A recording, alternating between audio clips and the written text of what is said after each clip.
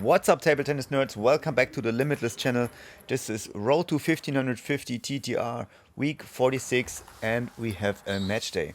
My opponent here has 1498 TTR, and I didn't feel well at all this day. I caught a little cold the day before, and I clearly felt it. I don't know if you know the feeling when your immune system is fighting a cold. And you clearly, if you start moving, cold sweat is going on, and also I wasn't focused at all. So in this episode, don't expect me to play like I played on the tournament in the last few episodes. If you didn't watch that, definitely do it. It was a milestone in my development. And now let's talk about something really important. If you don't feel well and have to play, I mean, if I didn't play, our team would legitimately only have had 5 players, which would be very bad for the team. So I played. And to be honest, in the morning I didn't feel that bad, but while playing, I really felt it. And yeah, I'm sure all of you have been in a similar situation before. You have days where you cannot bring your peak performance, but what you can always do is have the right mindset. And back in the days, I guarantee you, I would have lost this match or had a very stressful match and maybe go to the 5th set or whatnot. And yeah, the difference this time was that I still kept my mindset, which means I didn't expect anything. I was okay with losing, not the end of the world. I was relaxing myself between the points, and yeah.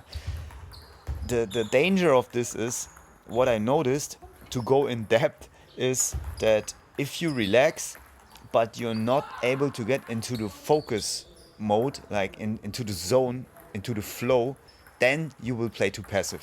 So if your number one goal is, okay, today my mindset will be I only be relaxed and loose, yeah, you have to combine it with this bringing yourself in the zone, in the moment. And yeah, that I failed sometimes here because I didn't feel well, because my head wasn't there, my reactions felt a little, not there. Yeah, but nevertheless, I was able to get my mindset to an acceptable level for the circumstances, which always means, I talked about this before, to accept what is, so that if you don't feel well, just accept, okay, today I don't feel well, I may lose points, this can be the consequences, and now I go from here, relax myself, try to find my flow, and go work with what I can do on this day. And another thing I wanted to talk about is, this will be a mindset heavy episode again, I guess. So another thing I want to talk about is, don't forget about your surroundings. I think most of us, we focus on ourselves. Again, there's similarities to poker. So don't just focus on yourself and your cards. There's an opponent and he has feelings too. He's a human being too, he or she. And don't forget that. If they struggle with mindset and you just manage to be neutral, to accept, okay, today's not my day, whatever, I go from here, I smile, I go to the next point, take it from there, you have a big advantage. Don't forget that, especially when it's 9-9 or 12-13 or whatnot, And I had these situations again, as you can see here. And no, it doesn't affect me. Like the points, it doesn't affect me at all. Like, I don't care if it's 9-9 or 0-0. And that worked well.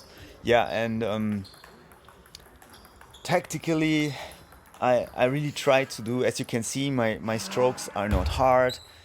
I didn't go too crazy here. I wanted to play it safe, which, yeah, she has 1498 points. It's not nothing, more than me at the moment.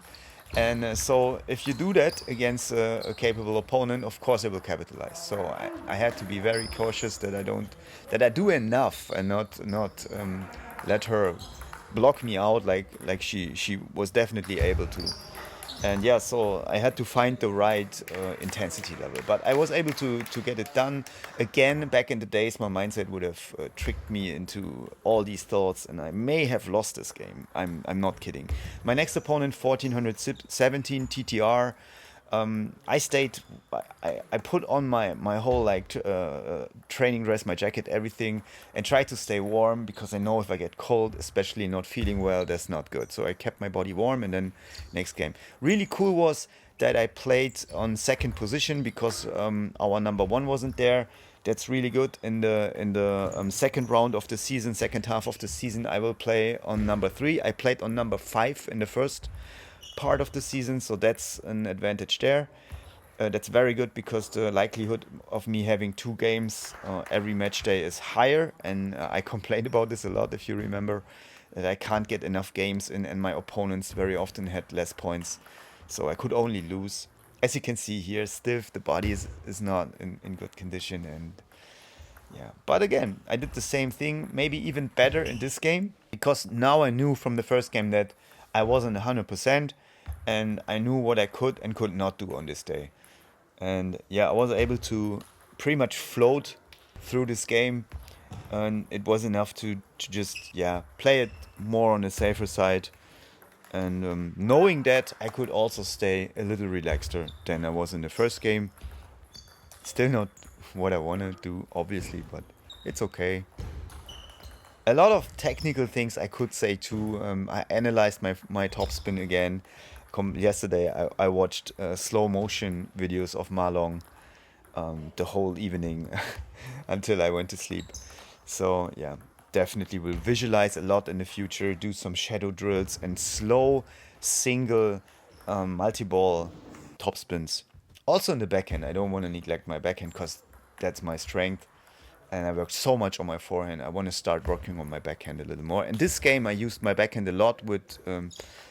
I tried to spin a lot and put the ball on his body because I knew that he had trouble with the spin of my backhand. I knew that from the warm-up. I was able to get the win here, 3-0.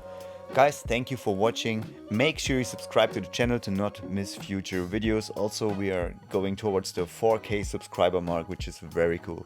So see you soon.